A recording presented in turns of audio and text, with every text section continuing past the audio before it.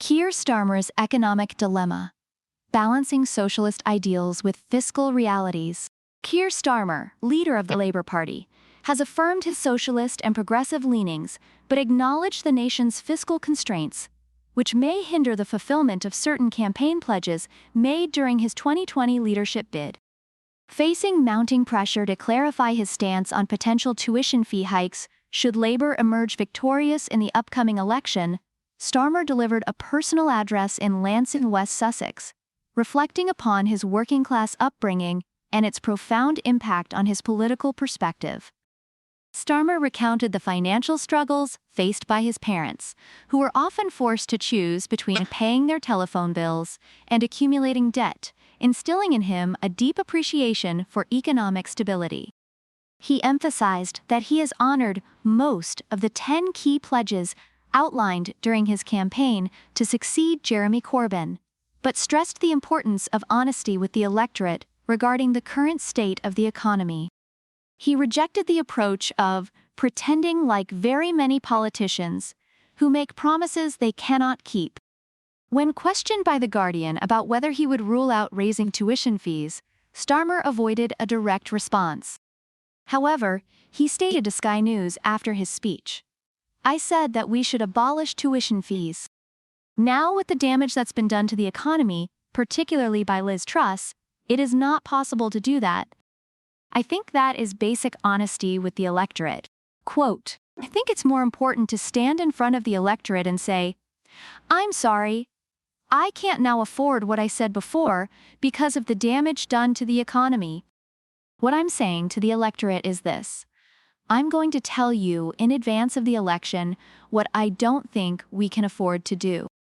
Quote, Carol Monaghan, education spokesperson for the Scottish National Party, SNP, and candidate for Glasgow North West, criticized Starmer's stance, stating, "Keir Starmer must come clean and admit he's planning to increase university tuition fees. This growing Westminster threat to students shows why it's essential to vote SNP to defend free university tuition and put the interests of Scotland first."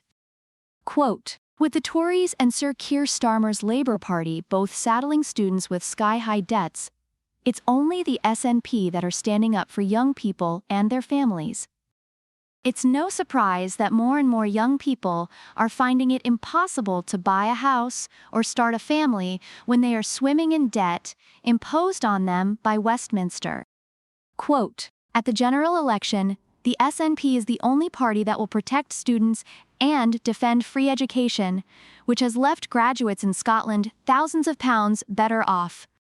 A vote for the SNP is a vote to always put Scotland's interests first."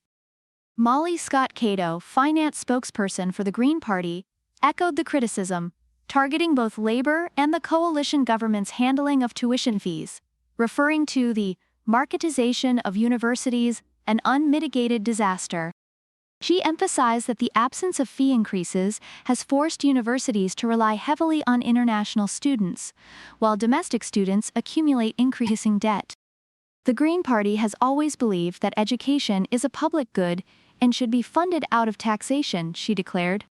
Starmer utilized his speech to underscore his commitment to working people, vowing to establish a non-negotiable pact with British voters should his party form the government. However, the credibility of his promises has been challenged throughout the campaign. Accused of betrayal by Labour's left wing for deviating from his original platform, Starmer insisted during an interview with the BBC that he remained a socialist who prioritized the nation over party interests.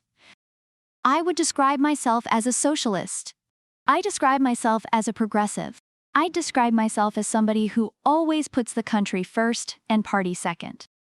I know there are countless people who haven't decided how they'll vote in this election. They're fed up with the failure, chaos, and division of the Tories, but they still have questions about us. Has Labour changed enough? Do I trust them with my money, our borders, our security?